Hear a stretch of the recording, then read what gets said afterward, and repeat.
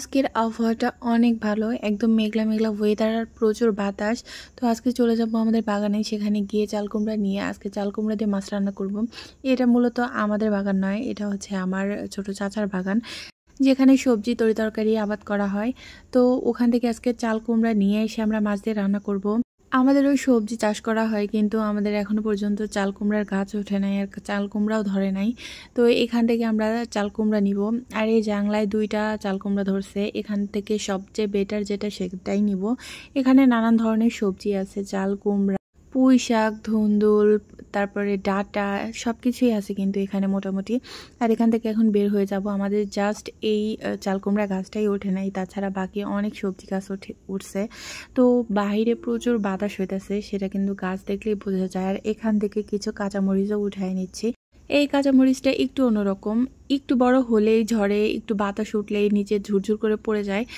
তার মানে এর বোটাটা অনেক বেশি পাতলা, আর এটার একটু নাড়াচাড়া দিলেই খুলে পড়ে যায়। তো এটা নিয়ে যায় মাছ রান্না করা হবে চাল কুমড়া দিয়ে। চাল কুমড়ার ভাজি, মাছ রান্না অনেক বেশি ভালো লাগে। আর চাল কুমড়া দিয়ে যাই করা যাক না কেন, আমার ভীষণ ভালো লাগে। চাল কুমড়ার যে ফ্লেভারটা আসে কাঁচা থাকা অবস্থায়, সেখান থেকে রান্না করা পর্যন্ত আমার কাছে ভীষণ ভালো লাগে। তো মাঝখানে আবার একটু বৃষ্টিও হয়ে গেল। এখানে 2 রকমভাবে কাটা হয়েছে, একটা মাছ দিয়ে রান্না করা হবে আর একটা চাল কুমড়া ভাজি করা হবে। 2টা 2 রকম করে ভাজা হবে।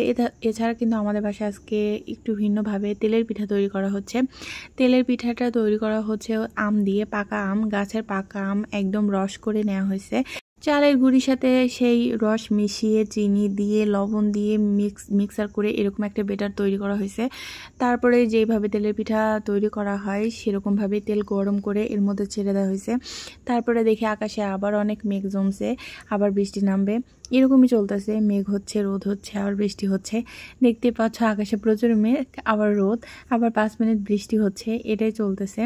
তো আমের তেলের পিঠা আমরা এর আগে কখনো খাইনি, ফার্স্ট টাইম ট্রাই করতেছি। যেহেতু এটা দিয়ে বড়া করার কথা ছিল, কিন্তু ফ্রিজে রাখার কারণে একটু পানি পানি হয়ে গেছিলো, তো মনে হলো যে এটা দিয়ে তেলের পিঠাই করা যাক।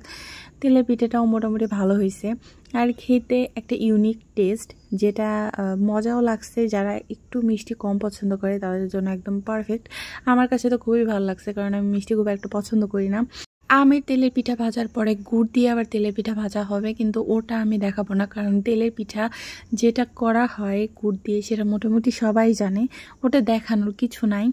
তো এখানে সবগুলো ভাজা হইতেছে ভালো মতো, আবার মা একটু টেস্ট করেও দেখতেছে যে কেমন হয়েছে। আমার মায়ের কাছে এভারেস্ট লাগছে, খুব একটা আহামরি লাগে না, কারণ আমার মা খুবই মিষ্টি পছন্দ করে সেজন্য। তো আজকের ভিডিওটা এ পর্যন্ত কেমন লাগলো অবশ্যই কমেন্টে জানিও, ফলো দিও, টাটা।